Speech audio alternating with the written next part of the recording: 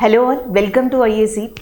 ఈ వీడియోలో నిన్న RRC group D shift 3 exam ఏదైతే జరిగిందో దానికి సంబంధించి మన స్టూడెంట్స్ కొంతమంది క్వశ్చన్స్ని కమెంట్ చేశారు.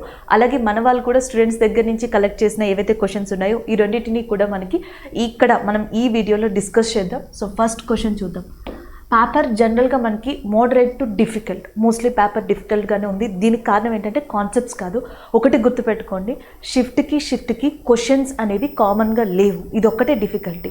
అండ్ ద సెకండ్ థింగ్ ఏంటంటే సైన్స్ అనేది డెప్త్ ఆఫ్ ద క్వశ్చన్స్ ఎక్కువగా అడగడం జరుగుతుంది. థర్డ్, ఇందులో ఈ రెండు కూడా కొంచెం డిసడ్వాంటేజ్ అని చెప్పచ్చు. అడ్వాంటేజ్ వచ్చేటప్పటికి ఏంటంటే కాన్సెప్ట్స్ మాత్రం ఆల్మోస్ట్ సేమ్ ఉన్నవి ఇస్తున్నారు. Same in the sense biology నుంచి ఏ కాన్సెప్ట్స్ నుంచి అడుగుతున్నారనే ఒక ఐడియాని ఈ షిఫ్ట్ ద్వారా మనం తీసుకోవచ్చు. ఫిజిక్స్ నుంచి, కెమిస్ట్రీ నుంచి, ఈవెన్ జిఎస్ నుంచి ఏ సబ్జెక్ట్ నుంచి ఎన్ని వరకు రాగలవు అనే ఒక ఐడియా అయితే ఈ షిఫ్ట్స్ ఇంటర్లింకింగ్లో చూడొచ్చు. అది ఒక అడ్వాంటేజ్గా మనం చెప్పచ్చు.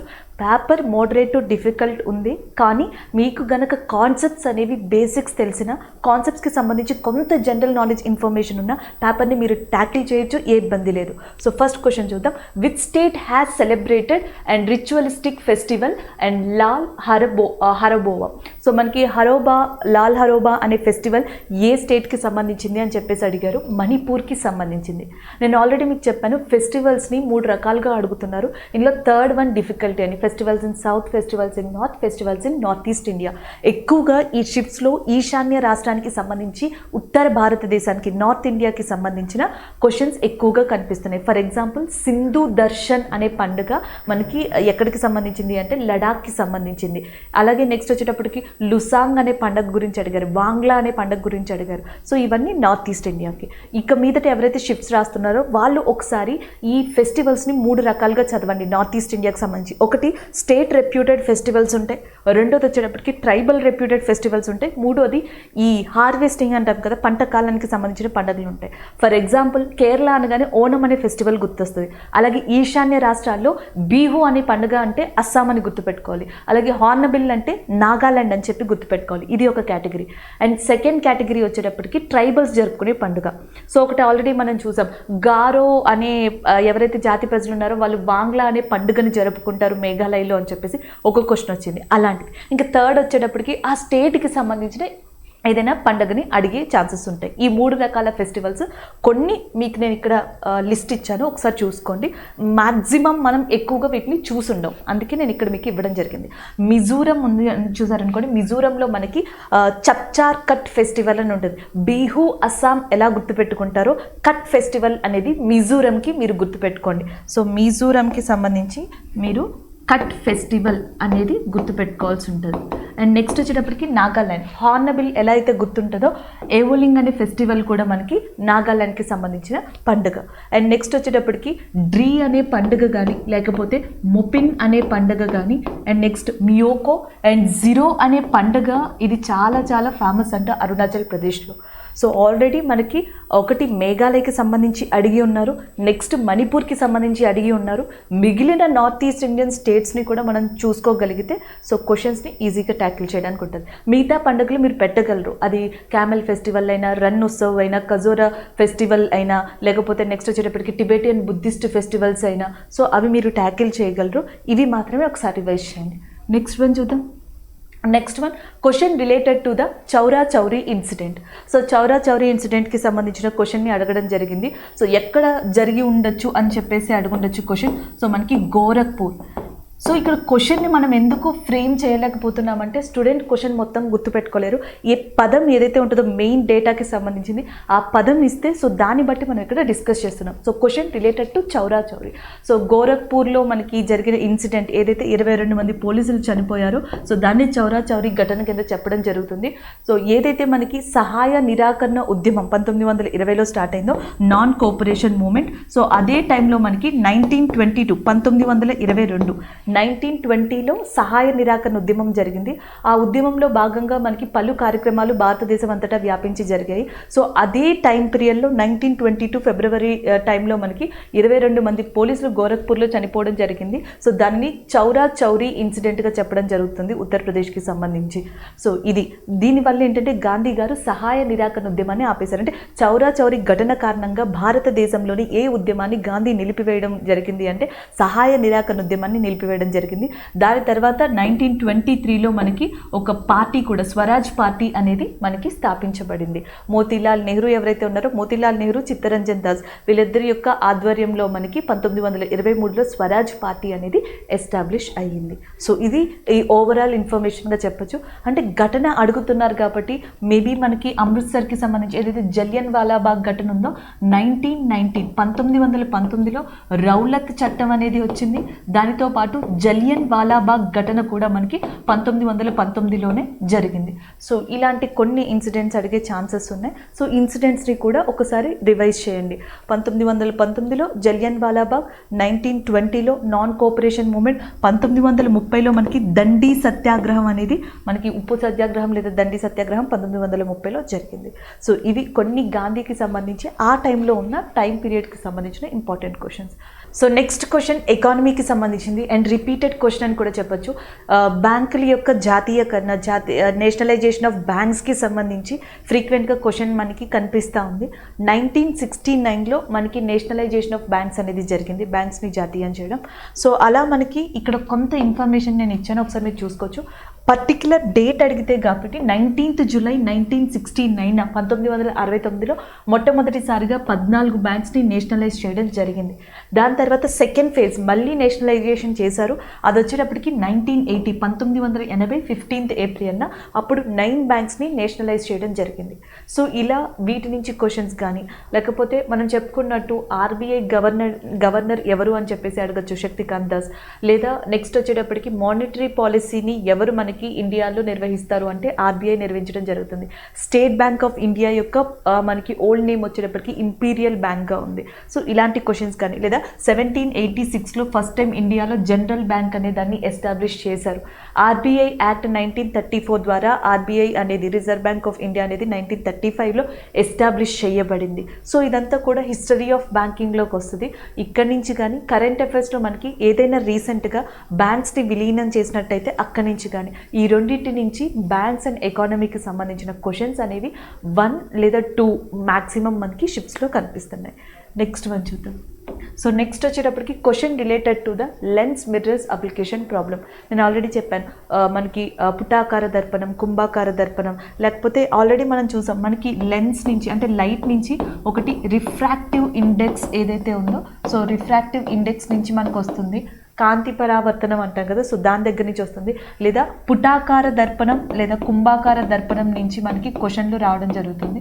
సో ఇవి ఒకసారి వీటి యొక్క ఫార్ములాస్ చూసుకోండి. ఫోకల్ లెంత్ కానీ లేకపోతే రిఫ్రాక్టివ్ ఇండెక్స్ యొక్క ఫార్ములా కానీ C/V. సో ఇవన్నీ కూడా ఒక్కసారి ఆ ఫార్ములాస్ని గుర్తుపెట్టుకోవడానికి ట్రై చేయండి. డేటా బట్టి మీరు ఆన్సర్ చేయొచ్చు. నెక్స్ట్ వన్ చూద్దాం.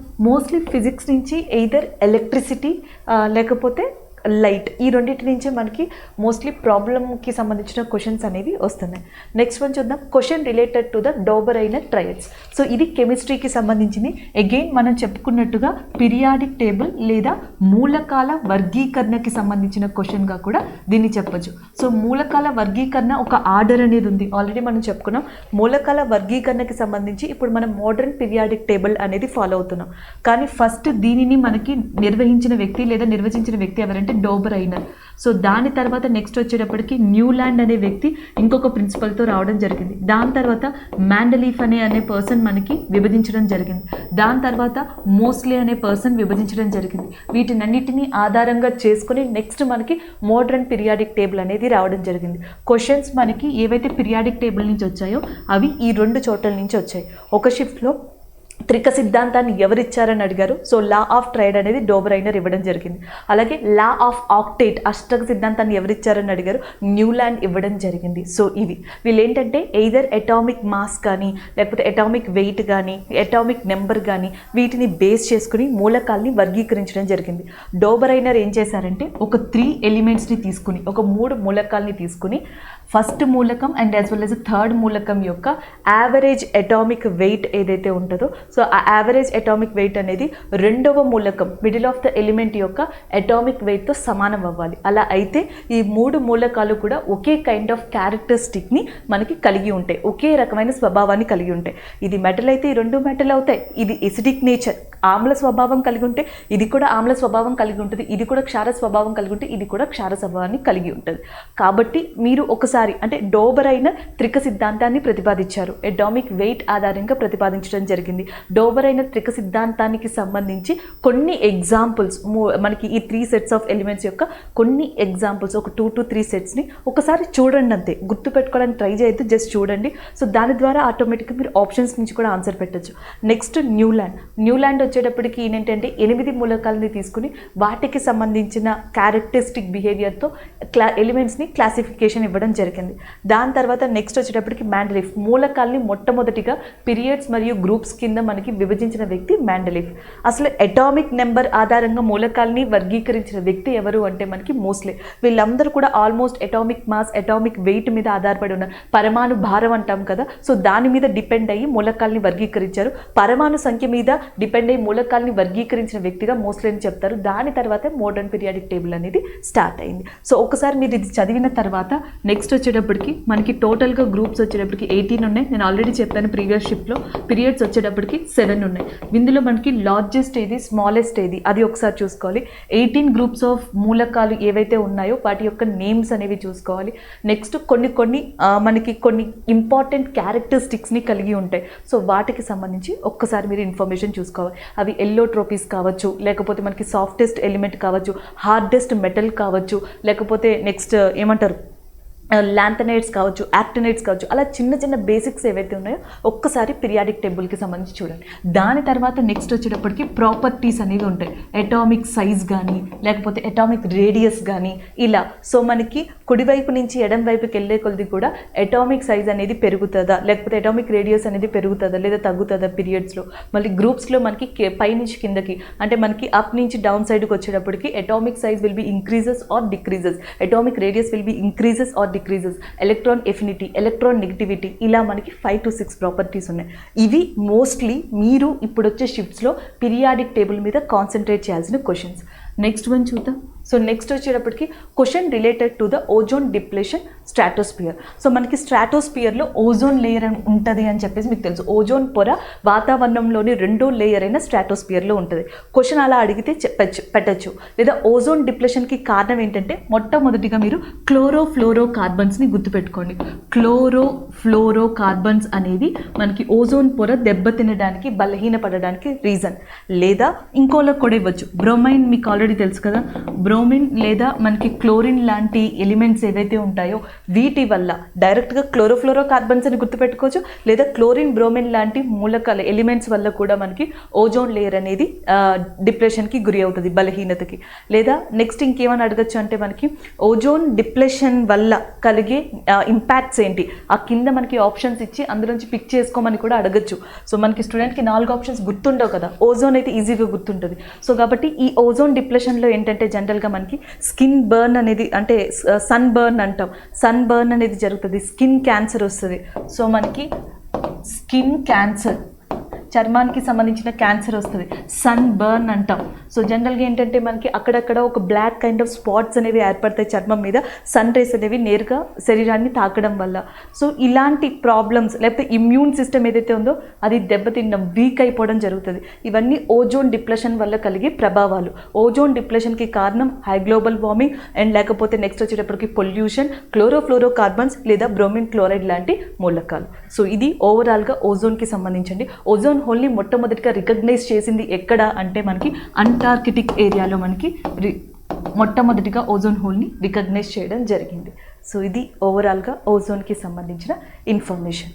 నెక్స్ట్ వన్ చూద్దాం. ఇది ఆల్మోస్ట్ మీరు జాగ్రఫీ రిలేటెడ్గా గుర్తుపెట్టుకోవచ్చు, ఎన్వైర్న్మెంట్ ఏదైతే ఉంటుందో ఎన్వైర్న్మెంట్ క్వశ్చన్గా గుర్తుపెట్టుకోవచ్చు, లేదా కరెంట్ అఫైర్లో కూడా బేసిక్గా దీన్ని అడిగే ఛాన్సెస్ ఉన్నాయి. సో నెక్స్ట్ క్వశ్చన్ వచ్చేటప్పటికి జస్ట్ అపాయింట్మెంట్కి రిలేటెడ్గా లేదా ఒక పదవికి రిలేటెడ్గా చెప్పచ్చు. సో మనకి who is the chief justice of India March to April 2022 and present మనకి చీఫ్ జస్టిస్ ఆఫ్ ఇండియాగా ఉన్నది ఎన్వి రమణ గారు. సో కాబట్టి ఈ ఆన్సర్ అవుతుంది. అండ్ నేను ఆల్రెడీ చెప్పాను కొన్ని అపాయింట్మెంట్స్కి సంబంధించి మిమ్మల్ని గుర్తుపెట్టుకోమని చెప్పేసి. సో ఇక్కడ చూడొచ్చు, నేను ఆల్రెడీ ప్రీవియస్ షిఫ్ట్లో కూడా చెప్పి ఉన్నాను, జాతీయ మహిళా కమిషన్కి సంబంధించి చైర్మన్గా రేఖా శర్మ ఉన్నారు, జాతీయ మైనారిటీ కమిషన్కి సంబంధించి చైర్మన్గా ఇక్బాల్ సింగ్ లాల్పురా ఉన్నారు, జాతీయ మానవ హక్కుల కమిషన్కి సంబంధించి అరుణ్ కుమార్ మిశ్రా ఉన్నారు. So the national human rights commission chairman Arun Kumar Mishra, national commission for and minorities Iqbal Singh Lalpura and national commission for women chairman is Rekha Sharma garu, present వీళ్ళు ఉన్నారు. అలాగే election commissioner, chief election commissioner, భారతదేశ ప్రధాన ఎన్నికల అధికారిగా శ్రీ రాజీవ్ కుమార్ గారు ఉన్నారు. అలాగే నిన్న అడిగిన క్వశ్చన్ మనకి 15వ ఆర్థిక సంఘం అధ్యక్షులుగా ఎన్కే సింగ్ గారు ఉన్నారు. అలాగే controller and auditor general of India కింద గిరీష్ చంద్ర ముర్ము గారు ఉన్నారు. అలాగే ప్రస్తుతం లోక్సభ యొక్క స్పీకర్ కింద ఓం బిర్లా గారు ఉన్నారు. సో మేజర్ పదవుల్ని మ్యాథ్స్ టు మ్యాథ్స్ గుర్తుపెట్టుకోవడానికి ట్రై చేయండి. సో ఒక అపాయింట్మెంట్ బేసిక్ క్వశ్చన్ని అడగడం జరుగుతుంది. అండ్ నెక్స్ట్ వన్ చూద్దాం. మేబీ ఇక్కడి నుంచి ఇంకా అడగచ్చు, సెబీకి అడగచ్చు, సిడ్బీకి అడగచ్చు, లేదా నెక్స్ట్ ఈ అపాయింట్మెంట్స్ని గుర్తున్న తర్వాత మీకు టైం ఉంటే ఒకసారి మినిస్ట్రీస్ చూసుకోండి. ఎడ్యుకేషన్ మినిస్ట్రీ, లేకపోతే మనకి మన్సుఖ్ మాండవ్య గారు హెల్త్ మినిస్టర్కి సంబంధించి, అనురాగ్ ఠాకూర్ గారు ఏదైతే మనకి క్రీడా మంత్రిత్వ శాఖకి సంబంధించి, సో ఇలా నితిన్ గడ్కరీ గారు రోడ్డు మరియు రవాణాకి సంబంధించి, సో ఇట్లా కొంతమంది మినిస్టర్స్ని గుర్తుపెట్టుకోవడానికి ట్రై చేయండి. నెక్స్ట్ వన్ చూద్దాం. Next one, fundamental rights in which part? So ఇది కూడా రిపీటెడ్ క్వశ్చన్ అండి. ఫండమెంటల్ రైట్స్ అనేవి మనకి థర్డ్ పార్ట్లో ఉంటాయి. ఆర్టికల్ 12 to 35 ఉంటాయి. 6 ఫండమెంటల్ రైట్స్ ఉన్నాయి, ఒరిజినల్గా 7 ఉండేవి. సో వీటి గురించి ఆల్రెడీ మనం డిస్కస్ చేసుకున్నాం. అలాగే కాన్స్టిట్యూషన్ నుంచి లేదా పాలిటీ నుంచి వెరీ బేసిక్ క్వశ్చన్స్ వస్తున్నాయి, అన్నీ మీరు పెట్టగలిగేవే. సో ఆప్షన్స్ని బట్టి మీరు ఆన్సర్ పెట్టచ్చు, లేదా నేరుగా 99% ఆన్సర్ పెట్టడానికి వీలున్న క్వశ్చన్సే ఉన్నాయి. Mostly Panchayati Raj, fundamental rights, fundamental duties, DPSP, ప్రాథమిక విధులు, ప్రాథమిక హక్కులు, పంచాయతీరాజ్, ఆదేశిక సూత్రాలు, వీటి దగ్గర నుంచి క్వశ్చన్స్ రిపీట్ అవుతూ ఉన్నాయి ఈ కాన్సెప్ట్స్ నుంచి. And next one, so next question వచ్చేటప్పటికి olympic and para olympic related question ఇచ్చారు. మేబీ మెడల్స్కి సంబంధించి అడుగుండొచ్చు, లేదా వెన్యూస్కి సంబంధించి అడుగుండొచ్చు. సో మనకి 2021లో 2020 ఒలింపిక్స్ అనేవి జపాన్లోని టోక్యోలో జరిగాయి. సో దాంట్లో వచ్చేటప్పటికి 4 డిఫరెంట్ కైండ్ ఆఫ్ స్పోర్ట్స్ని కూడా మొట్టమొదటిసారిగా ఒలింపిక్స్లో ఇంట్రడ్యూస్ చేశారు. అంటే ఎప్పుడు జరిగేవే కాకుండా karate and as well as skateboarding and surfing and sport climbing, వీటిని కూడా మనకి అలౌ చేయడం జరిగింది, అంటే ఇంట్రడ్యూస్ చేయడం జరిగింది. అదే కాకుండా ఒలింపిక్స్లో ముఖ్యంగా మనకి ఇంపార్టెంట్ స్పోర్ట్స్ పర్సన్స్, ఇండియాకి మెడల్స్ తీసుకొచ్చిన వాళ్ళు ఒకళ్ళు నీరజ్ చోప్రా ఉన్నారు. జావ్లిన్ త్రో విభాగంలో ఆయన మనకి గోల్డ్ మెడల్ని తీసుకురావడం జరిగింది. అండ్ విశిష్ట సేవా మెడల్ని కూడా ఆయన పొందడం జరిగింది. దాని తర్వాత చాలా వాటికి బ్రాండ్ అంబాసిడర్గా ఉన్నారు, ఈవెన్ బ్యాంకింగ్ క్యాంపెయిన్స్కి కూడా. అండ్ టాటా ఏఐఏ లైఫ్ ఇన్సూరెన్స్కి కూడా ఈయనే బ్రాండ్ అంబాసిడర్గా ఉన్నారు. అలాగే నెక్స్ట్ వచ్చేటప్పటికి మీరాబాయ్ చాన్హు మనకి వెయిట్ లిఫ్టింగ్ విభాగంలో సిల్వర్ మెడల్ని తీసుకురావడం జరిగింది. నెక్స్ట్ రవి దహియా గారు, ఈయన కూడా సిల్వర్ మెడల్ని తీసుకొచ్చారు రెజ్లింగ్కి సంబంధించి. నెక్స్ట్ పివి సింధు గారు బ్యాడ్మింటన్ దాంట్లో బ్రాంజ్ మెడల్ని తీసుకొచ్చారు. అండ్ లవ్లీనా గారు మనకి బాక్సింగ్ విభాగానికి బ్రాంజ్ మెడల్ని తీసుకురావడం జరిగింది. నెక్స్ట్ బజరంగ్ పునియా, సో ఈయన బ్రాంజ్ మెడల్ని తీసుకురావడం జరిగింది రెజ్లింగ్లో. రవి దహియా గారు సిల్వర్ మెడల్ని, ఈయన బ్రాంజ్ మెడల్ని తీసుకొచ్చారు. ఇవన్నీ కూడా మనకి ఒలింపిక్కి సంబంధించి. అండ్ పారా ఒలింపిక్లో కూడా మనకి ఆల్మోస్ట్ 19 మెడల్స్ వచ్చాయి. 2021కి సంబంధించి టోటల్గా 19 మెడల్స్ వచ్చాయి. దాంట్లో 5 గోల్డ్ మెడల్స్ కూడా రావడం జరిగింది. సో మిగతావన్నీ సిల్వర్ అండ్ బ్రాంజ్ మెడల్స్ వచ్చాయి. దాంట్లో వన్ ఆఫ్ ద ఇంపార్టెంట్ పర్సన్గా అవని లేఖరా గారు ఉన్నారు. అవని లేఖరా గారు రాజస్థాన్కి సంబంధించిన వ్యక్తి, ఈమె గోల్డ్ మెడల్ని తీసుకురావడం జరిగింది షూటింగ్ విభాగంలో. దేవేంద్ర జజేరియా గారు వచ్చేటప్పటికి జావెలిన్ త్రో విభాగంలో ఇండియాకి సిల్వర్ మెడల్ని తీసుకొచ్చారు. అలాగే అదే జావెలిన్ త్రో విభాగంలో సుమిత్ గారు మనకి గోల్డ్ మెడల్ని తీసుకురావడం జరిగింది. నెక్స్ట్ వచ్చేటప్పటికి పిస్టల్ విభాగంలో, ఎయిర్ పిస్టల్ విభాగంలో సింగ్రాజ్ అనే పర్సన్ మనకి మెడల్ని తీసుకురావడం జరిగింది. ఇదంతా పారా ఒలింపిక్స్కి సంబంధించి దానికి సంబంధించిన కొంత ఇన్ఫర్మేషన్. మేబీ దీని రిలేటెడ్లో ఏదైనా క్వశ్చన్ అడిగి ఉండొచ్చు. సో అది question related to the Olympic and para Olympic. So next question వచ్చేటప్పటికి మనకి ఫిజిక్స్ రిలేటెడ్ క్వశ్చన్. ఆల్రెడీ మనం చెప్పుకున్నాం ఫిజిక్స్ మనకి 3 types ఆఫ్ క్వశ్చన్స్ వస్తున్నాయి. ఎయిదర్ ప్రాబ్లమ్స్ రిలేటెడ్, ప్రాబ్లమ్స్ కూడా electricity and as well as మెయిన్గా ఈ లైట్ కాన్సెప్ట్స్ నుంచి వస్తున్నాయి. రెండోది వచ్చేటప్పటికి కాన్సెప్ట్, అంటే మనం నిన్న షిఫ్ట్లో చూసాం ఒక ఎలిమెంట్ యొక్క ఫిజికల్ చేంజెస్ కానీ కెమికల్స్ చేంజెస్ కానీ ఇట్లాంటి క్వశ్చన్స్, లేకపోతే ప్రిన్సిపల్ అప్లికేషన్ లాంటి క్వశ్చన్స్, ఇవి రావడం జరుగుతుంది. థర్డ్ కేటగిరీ వచ్చేటప్పటికి మనకి units. So what is the potential difference unit? Potential potential difference unit ఏంటి అని అడుగుతున్నారండి. జౌల్స్ పర్ కొలంబ్ అనేది మనకి పొటెన్షియల్ డిఫరెన్స్ యూనిట్గా ఉంది. కొన్ని మనకి ఇవంటాం కదా కొలతలు ప్రమాణాలు అని చెప్పేసి మెజర్మెంట్స్ అని. సో ఆ చాప్టర్లో కొన్ని చూసుకోండి, మెయిన్గా ఎస్ఐ యూనిట్కి సంబంధించి హీట్, ఎనర్జీ అట్లా. సో ఇక్కడ మనం చూసుకుంటే టెంపరేచర్కి సంబంధించి కెల్విన్లో మనకి మెజర్ చేయడం జరుగుతుంది, ఎలక్ట్రిక్ కరెంట్కి ఆంపియర్, అలాగే ల్యూమినస్ ఇంటెన్సిటీకి సంబంధించి candela, and next heat and as well as pressure ఎక్కువగా అడుగుతున్నారు. హీట్కి సంబంధించి జౌల్ అండ్ ప్రెషర్కి సంబంధించి పాస్కెల్గా ఉంది ఎస్ఐ యూనిట్. ఆల్రెడీ మీకు సౌండ్ ధ్వనికి సంబంధించి తెలుసు, ఫ్రీక్వెన్సీనేమో హెడ్జెస్లో మనం కొలవడం జరుగుతుంది, మెజర్ చేయడం జరుగుతుంది ఫ్రీక్వెన్సీని హెడ్జెస్. అలాగే ఇంటెన్సిటీ ధ్వని యొక్క తీవ్రత వచ్చేటప్పటికి డెసిబెల్స్లో దానిని కొలవడం జరుగుతుంది. సో ఇట్లా కొన్ని టెంపరేచర్కి సంబంధించి work, power, electricity and as well as hertz and decibel ఏదైతే సౌండ్ ఉందో అది ఒక్కసారి వీటికి సంబంధించిన యూనిట్స్ ఒక్కసారి రివైజ్ చేయండి. నెక్స్ట్ వన్ చూద్దాం. అండ్ నెక్స్ట్ వన్ చూద్దాం, question related to the chemical formulas.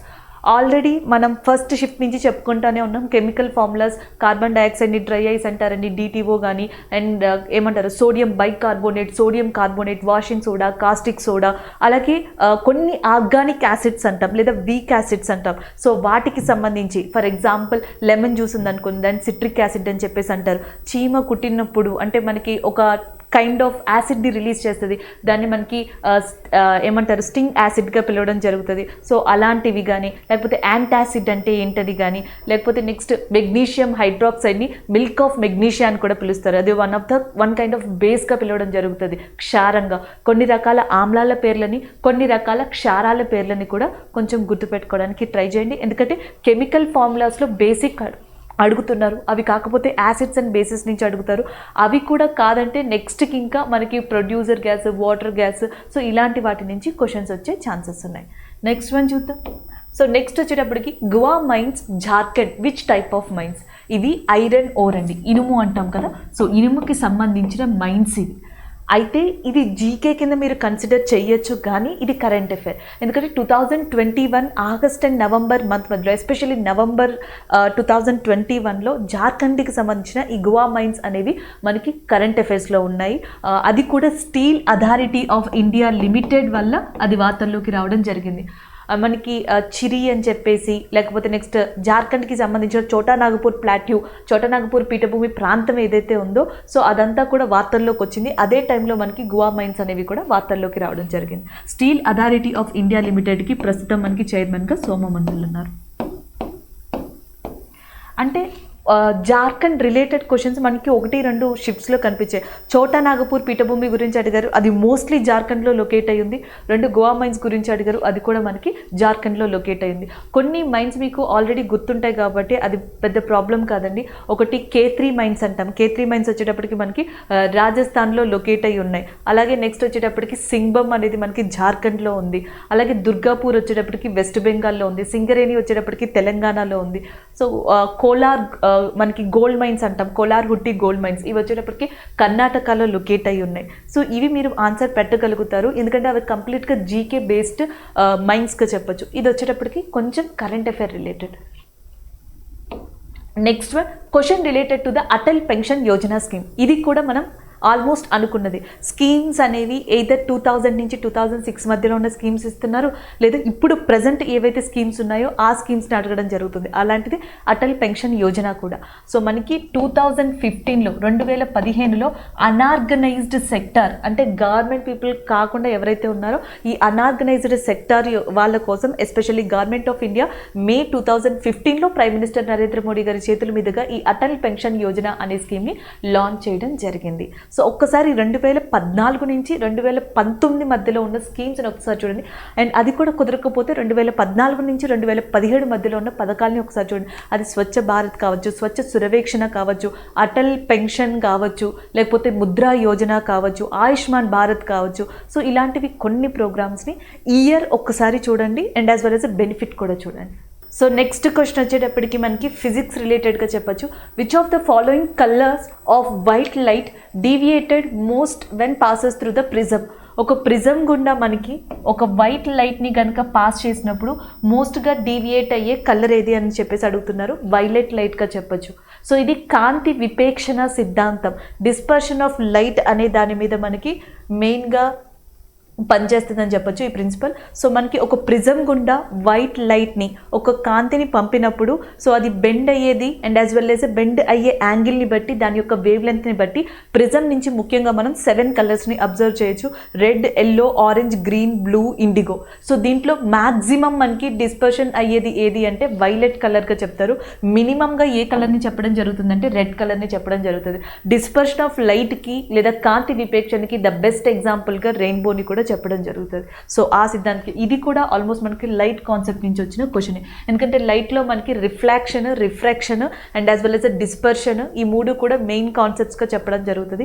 3 concepts నుంచి కూడా క్వశ్చన్స్ అడుగుతున్నారు. రిఫ్లెక్షన్, రిఫ్రాక్షన్, సో మనకి కాంతి పరావర్తనం, కాంతి వివర్తనం, ఈ చాప్టర్స్ నుంచి పుటాకార దర్పణం, కుంభాకార దర్పణం, కాన్కేవ్ లెన్స్, కాన్వెక్స్ లెన్స్కి ఫార్ములాస్కి సంబంధించిన క్వశ్చన్స్ అడుగుతున్నారు. లేకపోతే ఇప్పుడు మనం చూసినట్టు కాంతి విపేక్షణ సిద్ధాంతం, డిస్పర్షన్ ఆఫ్ లైట్ దగ్గర నుంచి అప్లికేషన్ బేస్డ్ అడగడం జరుగుతుంది. లేదా మనకి రిఫ్రాక్టివ్ ఇండెక్స్కి సంబంధించిన ఫార్ములాని అడుగుతున్నారు. సో ఇట్లా లైట్ నుంచి మోస్ట్లీ 1 క్వశ్చన్ని మనం ఎవ్రీ షిఫ్ట్లో కూడా చూస్తున్నాం కాంతి చాప్టర్ నుంచి. And next one, where is the para badminton academy head quarters located in India? That is in Lucknow, Uttar Pradesh. Again ఇది ర్యాండమ్ క్వశ్చన్ అండి.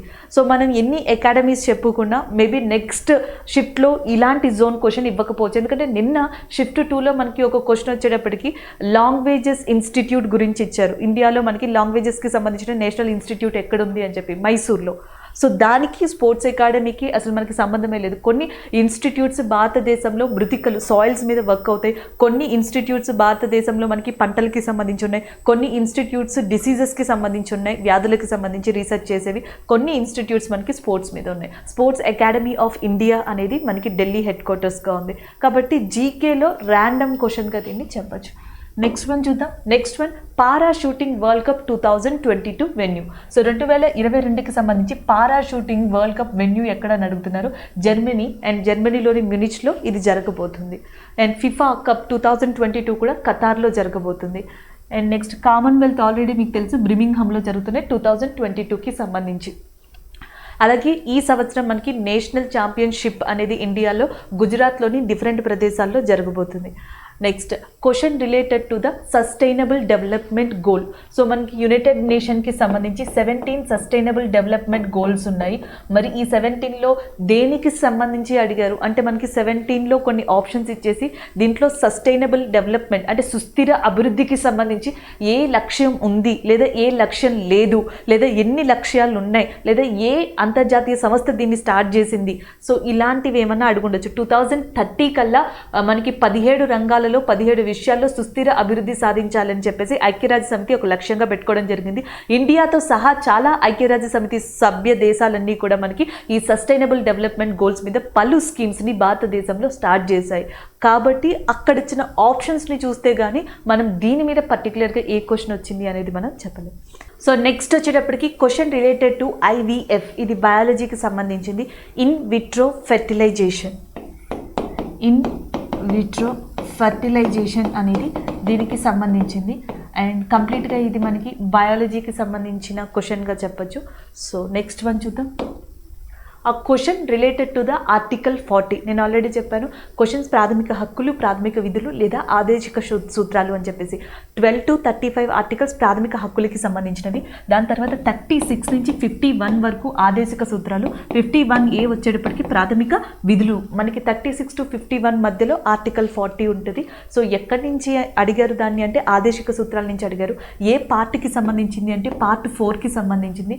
అసలు దేనికి సంబంధించింది అంటే అగైన్ ఇది మళ్ళీ ఇండైరెక్ట్గా పంచాయత్ క్వశ్చన్ అనే చెప్పచ్చు. ఎందుకంటే ఆర్గనైజింగ్ ఆఫ్ విలేజ్ పంచాయత్స్, గ్రామ సభల ఏర్పాటు ఏదైతే ఉందో, గ్రామ పంచాయతీల ఏర్పాటు ఏదైతే ఉందో అది ఆదేశిక సూత్రాల్లో ఆర్టికల్ 40లో మనకి ఇంక్లూడ్ చేయబడి ఉంది.